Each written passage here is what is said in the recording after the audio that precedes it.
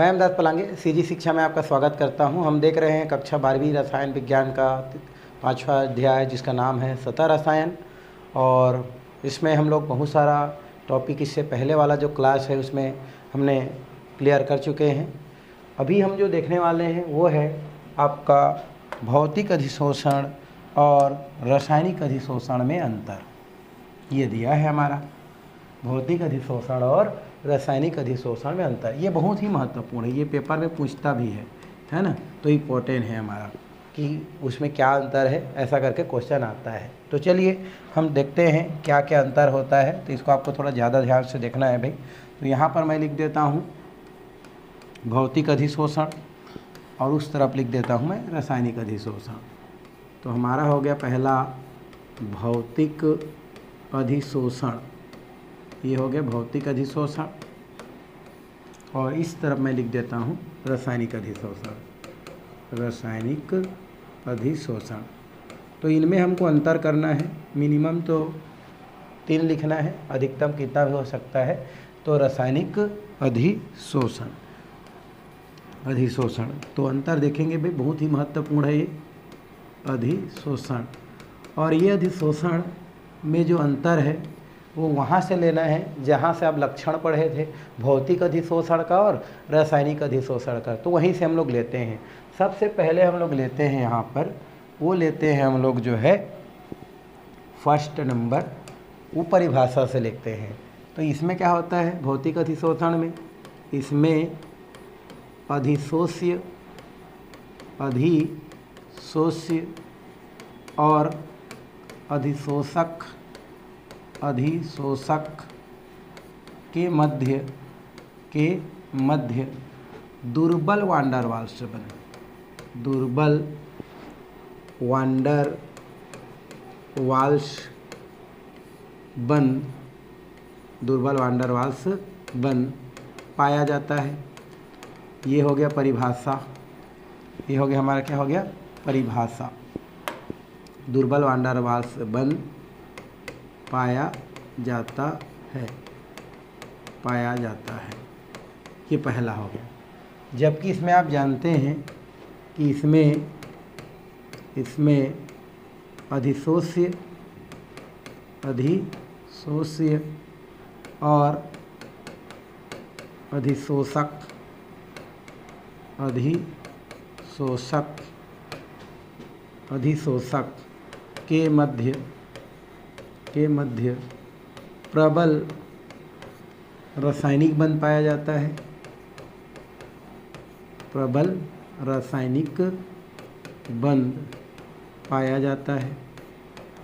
तो ये हमारा हो गया क्या पहला अंतर, ये हमारा क्या हो गया पहला अंतर। दूसरा आपने क्या पढ़ा है, दूसरा आपने वहीं पर पढ़ा है आपका अधिशोषण ऊष्मा।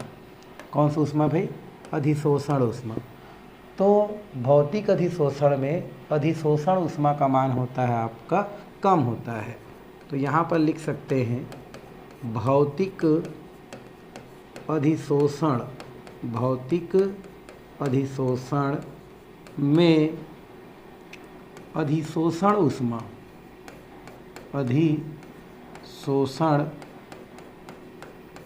ऊष्मा का मान निम्न होता है। क्या होता है हमारा ये निम्न होता है।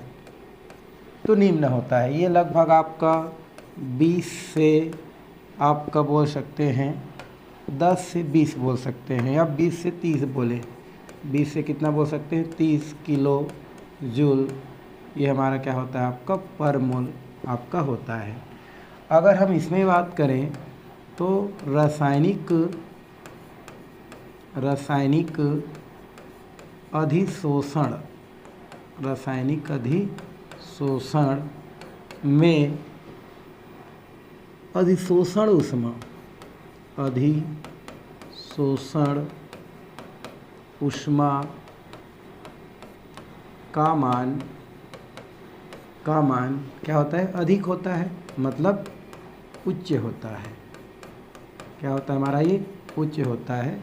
ये लगभग हम लोग 30 से क्या कर सकते हैं 40 किलोजूल पर मोल उत्पन्न होता है। तो ये हमारा दूसरा जो अंतर है उसको क्या करता है, प्रदर्शित करता है। थर्ड अंतर की ओर हम लोग चलते हैं। थर्ड अंतर हमारा क्या कहता है उसकी ओर हम लोग चल रहे हैं भाई। थर्ड अंतर जो है एकदम सरल है, जो आप लक्षण में क्या करे हो, पढ़े हो। थर्ड अंतर ये है कि हमारा भौतिक अधिशोषण उत्क्रमणीय प्रकृति का होता है। उत्क्रमणीय प्रकृति का होता है, प्रकृति का होता है। तो भौतिक अधिशोषण कैसा प्रकृति का होता है, उत्क्रमणीय प्रकृति का। जबकि आप जानते हैं कि रासायनिक अधिशोषण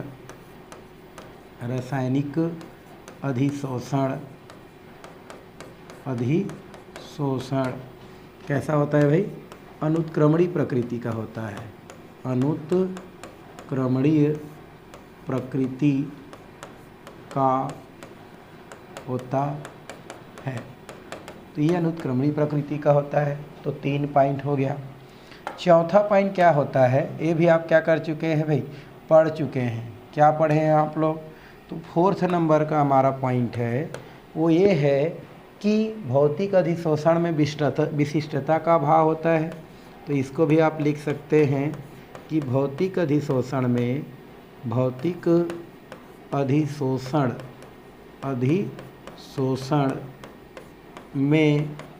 विशिष्टता का अभाव होता है। विशिष्टता का क्या होता है भाई, हमारा अभाव होता है। अभी देखे थे हम लोग, है ना, इससे पहले वाला वीडियो में। ठीक। और अगर हम बात करते हैं इसमें का, तो रासायनिक अधिशोषण में विशिष्ट गुण पाया जाता है। रासायनिक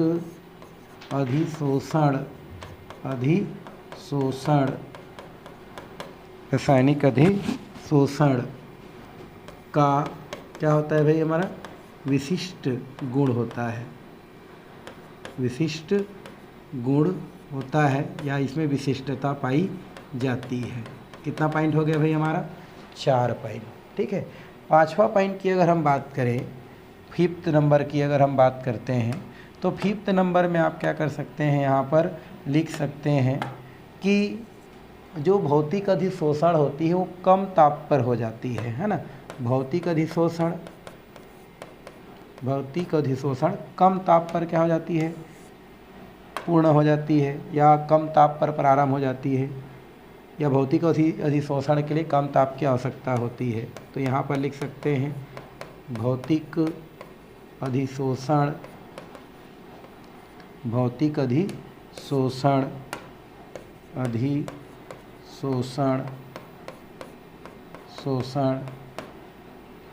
को, है ना, या भौतिक अधिशोषण कम ताप पर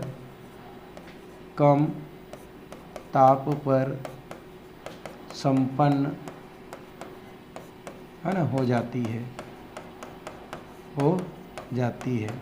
जबकि इसकी बात करें तो रासायनिक अधिशोषण जो होती है, रासायनिक अधिशोषण उच्च ताप पर क्या होती है, संपन्न होती है। उच्च ताप पर क्या होती है भाई, संपन्न होती है। कितना पॉइंट हो गया हमारा, 5 पॉइंट। चलिए एक आध पॉइंट और लिखते हैं इसमें।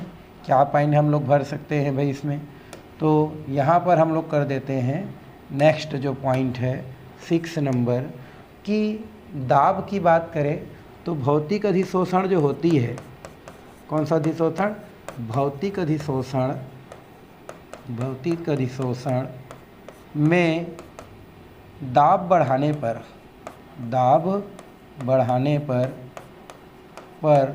पहले क्या होती है, अधिशोषण बढ़ती है। अधिशोषण की क्रिया क्या करती है हमारी, बढ़ती है और बाद में क्या हो जाती है भाई हमारी, कम हो जाती है।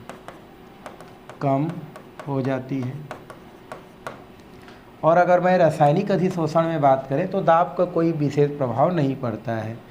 इसमें दाब का कोई विशेष प्रभाव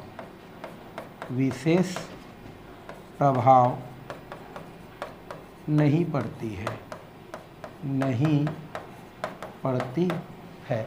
मतलब रासायनिक अधिशोषण में हमारा जो क्या होता है, दाब है, उसका कोई विशेष प्रभाव नहीं पड़ती है। एक लास्ट अगर हम देखें, वैसे तो लिखना आपको क्या है, 2 ही 3 है। अगर हम यहाँ पर क्या करते हैं, एक लास्ट देख देते हैं, तो भौतिक अधिशोषण में अधिशोष्य और अधिशोषक के बीच जो है ना, यह अधिशोषक आपस में मिल करके माध्यमिक यौगिक का निर्माण नहीं करती है। इसमें अधिशोष्य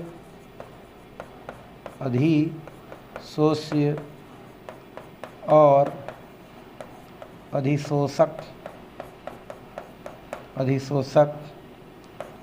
है ना, आपस में कोई माध्यमिक यौगिक का निर्माण नहीं करती हैं। और इसमें अगर बात करें तो इसमें अधिशोष्य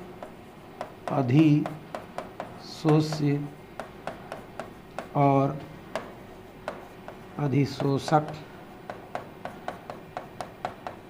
आपस में क्रिया कर माध्यमिक यौगिक का निर्माण करती हैं। माध्यमिक यौगिक का निर्माण करती है। तो इस तरीक़ा से आपका जो है भौतिक अधिशोषण और रासायनिक अधिशोषण के बीच क्या की जा सकती है भाई, अंतर बताई जा सकती है। और एक क्वेश्चन इंपॉर्टेंट होती है, यहाँ से क्वेश्चन आती है भाई, ठीक है, या इसी को क्वेश्चन के रूप में पूछी जाती है। तो इसको आपको क्या करना है, ध्यान में रखना है ना, कि कैसे किस प्रकार से लिखा जा सकता है। तो इस प्रकार से आपका 5 पॉइंट जो है अंतर के रूप में क्या किया जा सकता है, बढ़िया से लिखा जा सकता है। 5 लिखने के लिए नहीं आता है, 3 नंबर का है तो 3 आएगा, 4 नंबर का है तो 3 ही नंबर का पूछता है यहाँ से। तो आपको 3 ठो सुंदर लिख देना है, जिसमें शुरू को हम लोग जो लिखे हैं उन्हीं को लिखना है, पहला वाला, दूसरा वाला, तीसरा वाला, और ज़्यादा हो गया तो चौथा वाला को। इधर हम लोग जो है आपको ज़्यादा बता रहेंगे तो कम से कम 3 याद रहेगा करके इसको बताया गया है।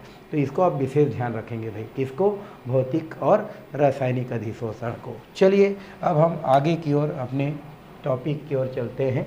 आगे यहाँ पर दिया गया है, क्या दिया गया है हमारा भाई, तो हमारा टॉपिक दिया गया है वो है ठोसों पर गैसों के अधिशोषण को प्रभावित करने वाले कारक। कुल मिलाकर अधिशोषण को प्रभावित करने वाले कारक पूछ रहा है आपसे, ठीक है।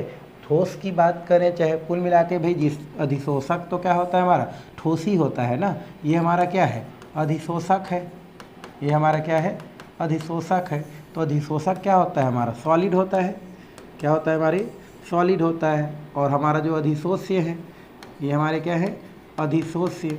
तो ये जो अधिशोष्य होते हैं वो ज़्यादातर जो है द्रव या तो क्या होते हैं हमारे, गैस होते हैं, ये हमारा द्रव या क्या होते हैं हमारे, गैस होते हैं। तो ये जो टॉपिक बोल रहा है उस टॉपिक का मतलब होता है हमारा अधिशोषण को प्रभावित करने वाले कारक। लिखिए, अधिशोषण को प्रभावित करने वाले कारक, प्रभावित करने वाले कारक पूछ रहा है आपसे। और एक क्वेश्चन भी आता है, कैसे क्वेश्चन आता है भाई, क्वेश्चन ये आता है कि ये पूछेगा अधिशोषण किसे कहते हैं, अधिशोषण को प्रभावित करने वाले कारक लिखिए, ऐसा भी क्वेश्चन आता है। ये भी महत्वपूर्ण क्वेश्चन है। तो अधिशोषण तो आप पढ़ चुके हैं कि अधिशोषण एक पृष्ठीय घटना होता है जिसमें किसी पदार्थ के सतह पर जो मुक्त संयोजकता पाया जाता है उसको संतुष्ट करने के लिए द्रव का या अन्य पदार्थ के जो कण है वो ठोस की सतह पर आके क्या हो जाता है, आपका अस्थायी रूप से जम जाता है, जिसे अधिशोषण कहते हैं।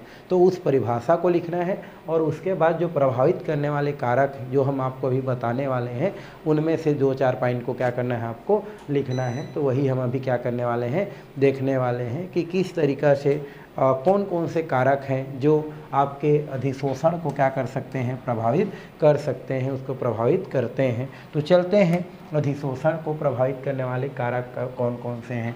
पहला हमारा यहाँ पर जो है कारक दिया है, अधिशोष्य गैस की प्रकृति। अधिशोष्य गैस की प्रकृति भाई, तो आपको मैं इससे पहले भी बताया था कि कुछ गैस होते हैं जो आसानी से क्या हो जाते हैं, द्रवित हो जाते हैं, और उन गैसों का ठोस की सतह पर अधिशोषण क्या होता है, ज़्यादा होता है। तो हम लोग लिख सकते हैं कुछ गैस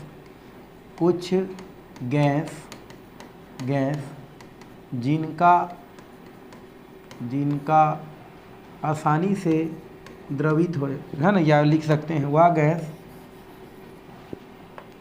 वह गैस या वे गैस लिखेंगे तो ज़्यादा अच्छा है ना।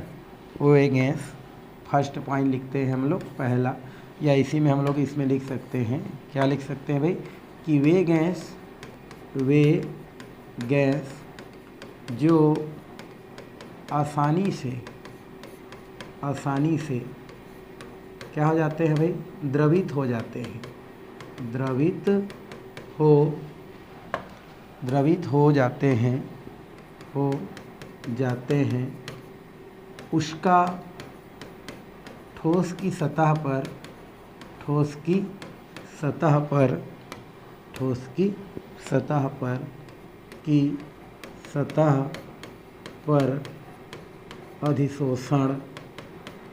अधिशोषण क्या होता है भाई, अधिक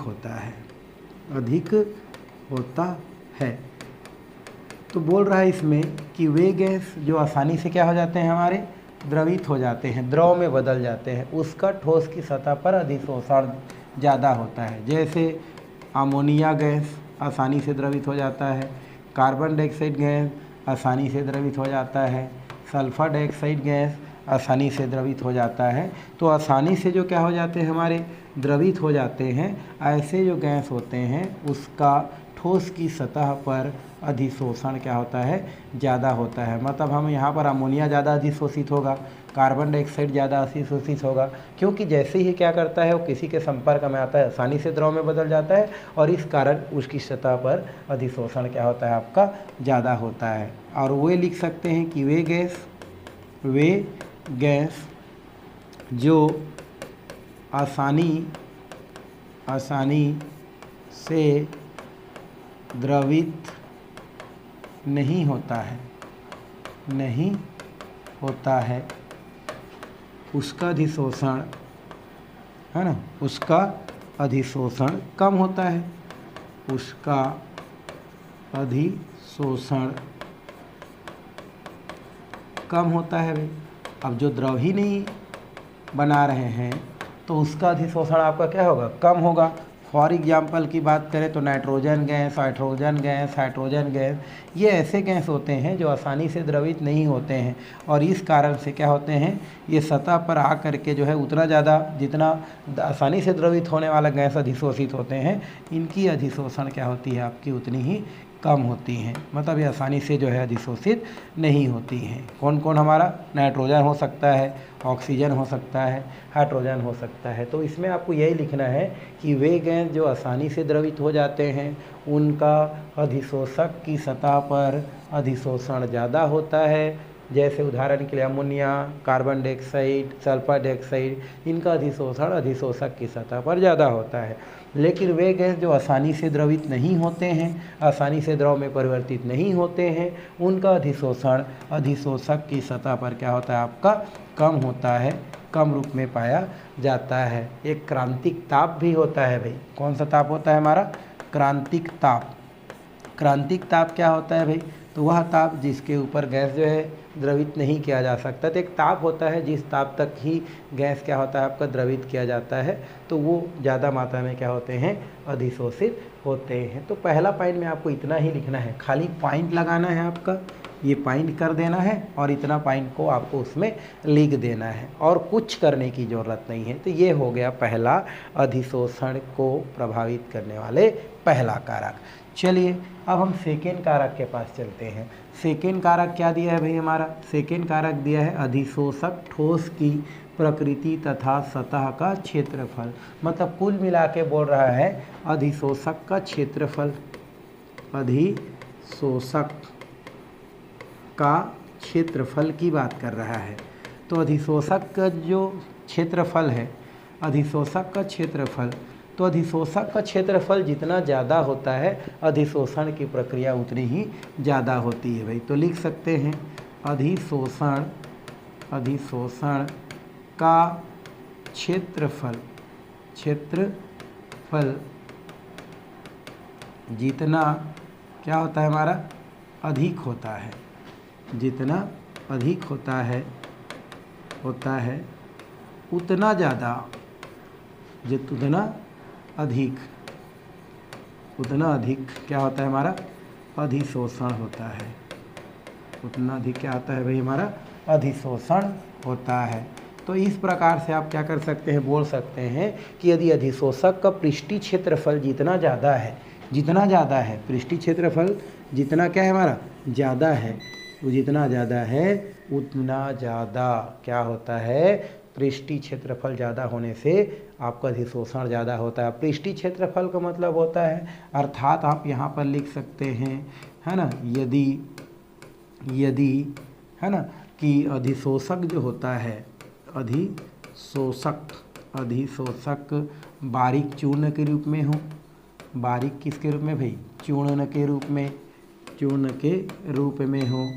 रूप में हो, है ना, या हम बोल सकते हैं कि वो क्या बोल सकते हैं, छोटे छोटे टुकड़ों के रूप में हो, है ना, छोटे छोटे क्या हो? कणों के रूप में हो, छोटे छोटे कण के रूप में हो, तो अधिशोषण क्या होता है? अधिक होता है। तो अधिशोषण अधिक होता है। अधिशोषण क्या होता है भाई हमारा? अधिक होता है। तो आपको इसमें यही लिखना है कि यदि अधिशोषक का जो क्षेत्रफल है, अधिशोषक का क्षेत्रफल जितना ज़्यादा होता है, जितना अधिक होता है, उतना ही ज़्यादा उसमें अधिशोषण होता है। और अधिशोषक के क्षेत्रफल ज़्यादा होने का मतलब ये होता है कि अधिशोषक अगर बारीक अवस्था में है, चूर्ण अवस्था में है ना, छोटे छोटे कण के रूप में है, तब जाकर के उसका क्षेत्रफल ज़्यादा होता है और उस स्थिति में अधिशोषण उतना ही ज़्यादा होता है। क्षेत्रफल आप एरिया से मत लो, है ना, एरिया का मतलब होता है बारीक अवस्था, है ना, चूर्ण अवस्था, उस अवस्था में होगा तभी जो है अधिशोषण ज़्यादा होगा। तो आप इसमें चाहेंगे तो यही पॉइंट लिख सकते हैं भाई कि अधिशोषक जितना बारीक अवस्था में होगा, चूर्ण अवस्था में होगा, छोटे छोटे कण के रूप में होगा, अधिशोषण की प्रक्रिया उतना ही उसमें क्या होता है? ज़्यादा होता है। और जितना हार्ड होगा, मतलब ठोस होगा, कठोर होगा, उतना अधिशोषण क्या होता है? आपका कम होता है भाई। अब उसी को चबा के खा पाओगे ना, जिसको आप चबा पाओगे, पता चला आप चाव रहे हो और चबा ही नहीं रहे तो थोड़ी ना खा पाओगे उसको, है ना। तो वही होता है कि जितना ठोस रहेगा ना तो वो अधिशोषण कम होगा, और जितना मुलायम रहेगा, जितना बारीक रहेगा, अधिशोषण उतना ही ज़्यादा होगा। इसी वजह से सब्जी पकाते हैं भाई, नहीं तो कच्चा कच्चा नहीं खा देते, है नहीं। तो सब्जी पकाने से क्या होता है? वह चीज़ जो हमारे जो है डायरेक्ट खाने लायक नहीं रहता है, वो थोड़ा सा मुलायम हो जाता है, थोड़ा सा उसका स्थिति चेंज हो जाता है, तब खाया जाता है। तो इसी टाइप का ये अधिशोषण का क्या होता है? अधिशोषक का क्षेत्रफल होता है। जितना ज़्यादा होगा, जितना बारीक होगा, जितना चूर्ण होगा, तब जाकर ज़्यादा सतह होगा, और ज़्यादा सतह होगा मतलब उस स्थिति में आप जो है एब्जॉर्बेशन, अधिशोषण ज़्यादा होगा। ये हो गया आपका इसके पॉइंट। अगर हम इसमें उदाहरण की बात करें, किसकी बात करें? उदाहरण का, तो आप क्या कर सकते हैं? इसमें मुल्तानी मिट्टी ले सकते हैं। एक तो आपने सुना होगा मुल्तानी मिट्टी के बारे में। मुल्तानी मिट्टी जो होता है चेहरा में लगाता है भाई, है ना, और रजनीकांत वाला है, ठीक है। तो ये मुल्तानी मिट्टी हो गया। उसके अलावा आप क्या कर सकते हैं? जंतु चारकोल ले सकते हैं, कोयला ले सकते हैं आप, कोयला, है ना, कोयला भी इसमें लिया जा सकता है। कोयला आपने देखा होगा ना भाई, घर का जो कोयला होता है, कई घर में क्या होता है हमारा, लकड़ी से खाना पकाते हैं, तो लकड़ी जितना जलाते हैं उतना जलाते हैं, उसके बाद जो काला काला कलर का या कोयला जो मिलता है, हम उस कोयला की बात कर रहे हैं। तो वो जो कोयला होता है, ये कोयला भी क्या होता है हमारा? एक अच्छा अधिशोषक होता है, और वो हमारा क्या करता है? किसी भी पदार्थों को अपनी ओर क्या करता है, अवशोषित कर लेता है। आप नहीं बोल रहे हैं कि वो पानी को अवशोषित करेगा, लेकिन उसकी क्षमता के अनुसार ही क्या करता है, वो अधिशोषित करता है। तो इस तरीक़े से हम दूसरा जो उसका प्रभावित करने वाले कारक हैं उसको हम लोग क्या कर सकते हैं, समझा सकते हैं। बस टॉपिक लिखना और थोड़ा थोड़ा इससे लिखते जाना भाई, और आपको कुछ करने की ज़रूरत नहीं है। चलिए थर्ड नंबर देखते हैं। ये है हमारा अधिशोषित गैस की परत की मोटाई। अधिशोषित गैस की परत की मोटाई मतलब ये होता है कि कोई भी हमारी जो क्या होता है, अधिशोषक की सतह पर अधिशोषित होने वाली जो भी क्या होती है, हमारी जो गैस होती है उसकी मोटाई जो होती है वो मोटाई निर्भर करती है दाब पर। किस पर हमारा भाई, दाब पर निर्भर करती है। और इसके बारे में बताई है लेगम्यूर नाम के जो साइंटिस्ट है, लेगम्यूर। तो लेगम्यूर नाम के साइंटिस्ट ने ये बताई है कि जैसे जैसे क्या होती है, दाब बढ़ाते हैं, मतलब दाब जो होती है, दाब बढ़ाने से जो भी क्या होती है, जो सतह पर जो भी अधिशोषित गैस है उनकी मात्रा क्या होती जाती है, आपकी बढ़ती जाती है। यदि जो है दाब क्या होती है, निम्न होती है, क्या होती है हमारी, निम्न होती है, निम्न दाब होती है। तो निम्न दाब पर अगर हम बात करें तो यहाँ पर क्या होती है, एक आणविक परत बनाती है। क्या बनाती है हमारी, एक आणविक परत। लेकिन अगर दाब क्या हो जाती है आपकी, उच्च दाब होती है। कैसा होती है हमारी भाई, उच्च दाब होती है। तो उच्च दाब पर क्या करती है, ये बहु है ना आणविक परत का क्या करती है, आपकी निर्माण करती है। बहु आणविक परत का क्या करती है भैया, निर्माण करती है। तो इसमें लिख सकते हैं कि जो भी जो गैसों की जो क्या होती है, जो परत होती है वो दाब पर क्या करती है, निर्भर करती है। और ये जो बात है वो कौन बताई है हमको, लेगम्यूर नाम के वैज्ञानिक ने बताई है। और ये बताई है कि यदि क्या होती है, हमारी दाब निम्न होती है तो अधिशोषक की सतह पर अधिशोषित गैस का जो क्या होती है, जो परत होती है वो एक आणविक परत होती है। और अगर दाब क्या होती है, उच्च होती है, तो उनकी परत क्या होती है हमारी, वो बहुआण्विक होती है। यही पॉइंट इसके अंदर क्या की जाती है, लिखी जाती है। और रासायनिक अगर बात करें, रासायनिक अधिशोषण की, तो रासायनिक जो अधिशोषण होती है उसमें अगर हम बात करें तो उसमें एक आणविक परत क्या होती है, पाई जाती है। कौन सा भाई हमारा, एक आणविक परत पाई जाती है। तो इस तरीक़ा से इसके अंतर्गत इतना टॉपिक क्या की जा सकती है, लिखी जा सकती है, बताई जा सकती है। कितना पॉइंट हो गया हमारा भाई, 3 पॉइंट हो गया। कितना पॉइंट, 3 पॉइंट। चलिए एक पॉइंट और देखते हैं और उसके बाद फिर आज के लिए ख़त्म करते हैं। आगे है हमारा तापक्रम। क्या है हमारा, तापक्रम।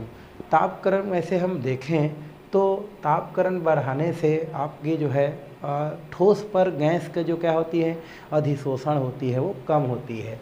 ली सतेलिया सिद्धांत के अनुसार, किसके अनुसार, हमारा ताप की अगर हम बात करें तो ताप में बोल सकते हैं ली सतेलिया सिद्धांत। ली 11वीं क्लास का है। ली सातेलिए सिद्धांत के अनुसार, सिद्धांत के अनुसार है ना। क्योंकि आप जानते हैं कि हमारा जो क्या होता है, अधिशोषण एक ऊष्माक्षेपीय अभिक्रिया होता है, हम पहले पढ़ चुके हैं। ली सातेलिया सिद्धांत के अनुसार चूँकि है ना, अधिशोषण एक ऊष्माक्षेपी अभिक्रिया होती है या होती है। क्योंकि अधिशोषण एक ऊष्माक्षेपी क्या होती है, अभिक्रिया होती है। अतः ताप बढ़ाने पर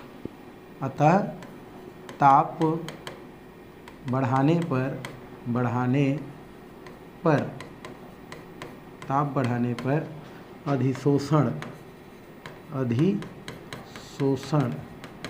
में क्या आती है हमारी, कमी आती है। मतलब जैसे जैसे आप ताप बढ़ाएंगे अधिशोषण की मात्रा क्या होती जाती है, कम आती जाती है। या इसको लिख सकते हैं कि ताप बढ़ाने पर ठोस की सतह पर गैसों की अधिशोषण कम होती है।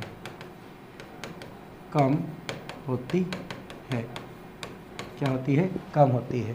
मतलब हम साफ साफ बोलें तो ली सतेलिया ये कहता है कि अगर ताप बढ़ाते हैं और अगर वह ऊष्माक्षेपी अभिक्रिया है तो उस स्थिति में ताप बढ़ाने पर अधिशोषण की मात्रा क्या होती जाती है आपकी, कम होती जाती है, कम होती जाती है। तो इसको हम लोग लिख दिए हैं कि इसके अनुसार ली सतैलिया सिद्धांत के अनुसार अधिशोषण एक ऊष्माक्षेपी है और यही है कि ताप बढ़ाने पर ठोस की सतह पर गैसों की अधिशोषण आपकी क्या होती जाती है, आपकी कम होती जाती है। किसके अनुसार, ली सतैलिया सिद्धांत के अनुसार। और यहाँ पर एक जो है समतापी क्या होती है हमारी, एक समदाबी वक्र होती है। समदाबी वक्र क्या होती है, यहाँ पर क्या की जा सकती है, लिखी जा सकती है। ये तो ऊपर का हो गया। अब क्या होती है, एक समदाबी वक्र होती है। समदाबी वक्र क्या होती है, तो ये होती है हमारी स्थिर दाब पर है अधिशोषण की मात्रा, अधिशोषण की मात्रा, इसको दर्शाते हैं x/m। अधिशोषण की मात्रा व दाब P के मध्य खींची गई वक्र समदाबी वक्र कहलाती है। क्या कहलाती है हमारी, समदाबी वक्र कहलाती है, या इसको हम लोग समदाबी वक्र कहते हैं। तो ये तो हम लोग समदाबी वक्र हो गया। यहाँ पर क्या होती है, x क्या होती है, इसको हमको देखना है। यहाँ पर जो x है ये होता है अधिशोष्य की मात्रा, और m क्या होती है हमारी, अधिशोषक की मात्रा, अधिशोषक का द्रव्यमान या मात्रा, या अधिशोषक की मात्रा, या अधिशोषक को क्या करती है, ये दर्शाती है। तो यहाँ पर क्या होती है, हम जान गए कि ली सतैलिया ये कहता है कि ताप बढ़ाने पर क्या होती जाती है, ठोस का गैस पर जो है अधिशोषण कम होती है, क्योंकि एक ऊष्माक्षेपी अभिक्रिया होती है। और जब यहाँ जो है स्थिर दाब पर अधिशोषण की मात्रा x/m और P के मध्य खींची जाती है तो समदाबी वक्र कहलाती है, जहाँ पर x अधिशोष्य की मात्रा और m जो है अधिशोषण की मात्रा जो होती है उसको क्या करती है, प्रदर्शित करती है। m क्या है भाई हमारा, ये हमारा m है अधिशोषक की मात्रा, ठीक है। अब जब यहाँ पर ये तो हो गया अधिशोषण, यहाँ पर चूँकि आप जानते हैं कि दो प्रकार के क्या होती है, अधिशोषण होती है। एक होती है भौतिक अधिशोषण और एक होती है रासायनिक अधिशोषण। अगर हम बात करें भौतिक अधिशोषण की यहाँ पर, तो भौतिक अधिशोषण में क्या होती है भाई, भौतिक अधिशोषण, और ये क्या होती है हमारी रासायनिक अधिशोषण। तो रासायनिक अधिशोषण और अभौतिक अधिशोषण की अगर हम बात करें तो यहाँ पर ले लेते हैं T, ये हो जाता है x/m, यहाँ पर भी होता है x/m, है ना, और ये हो जाता है आपका T। तो भौतिक अधिशोषण में क्या की जाती है, जैसे जैसे ताप बढ़ाई जाती है वैसे वैसे भौतिक अधिशोषण की जो है मान कम होती जाती है। कहने का मतलब ये है कि भौतिक अधिशोषण में ताप का करने पर, बढ़ाने पर गैसों का जो ठोस में क्या होती है, जो अधिशोषण है वो क्या होती जाती है, आपकी कम होती जाती है। जबकि रासायनिक अधिशोषण में बात करें तो हमारा क्या होता है, पहले ताप बढ़ाने पर क्या होती है, आपकी अधिशोषण बढ़ती है, लेकिन बाद में ताप बढ़ाने पर अधिशोषण की मात्रा कम हो जाती है। तो यहाँ से क्वेश्चन आती है कि क्या कारण है कि रासायनिक जो अधिशोषण है वो पहले ताप बढ़ाने पर बढ़ती है और बाद में घटती है। तो बोल सकते हैं कि जिस प्रकार से कोई भी अभिक्रिया को स्टार्ट करने के लिए, चालू करने के लिए कुछ ऊर्जा की आवश्यकता होती है, वैसे ही रासायनिक अधिशोषण को प्रारंभ में शुरुआत करने के लिए, अभिक्रिया को प्रारंभ करने में कुछ ऊर्जा की आवश्यकता होती है। इस कारण से वो शुरू में क्या करती है, ताप लेने के साथ अधिशोषण की मात्रा बढ़ती है, और बाद में फिर जब अभिक्रिया स्टार्ट हो जाती है तो फिर ताप देने पर अधिशोषण की मात्रा, रासायनिक अधिशोषण की मात्रा कम हो जाती है। तो इस तरीक़ा से इनके आंसर क्या की जा सकती है, बताई जा सकती है। और हम क्या पढ़ रहे हैं, ठोस के गैस में, या ठोस का या गैस जो अधिशोष्य है, ठोस पर जो भी अधिशोषण होता है उसको प्रभावित करने वाले कारक की बात कर रहे हैं। तो इस प्रकार से 3-4 जो यहाँ पर हमारा प्रभावित करने वाले कारक हैं। इस प्रकार से हम क्या कर सकते हैं, बता सकते हैं। और आने वाले जो वीडियो हैं उसमें हम लोग जो है दाब से संबंधित जो भी बातें हैं वो क्या करने वाले हैं। फ़िलहाल ये वीडियो यहीं पर हम क्या करते हैं, स्टॉप करते हैं। और आने वाले जो हमारा वीडियो है, आने वाला क्लास है, उसमें हम लोग जो है दाब से संबंधित जो भी है जानकारी वो लेने वाले हैं।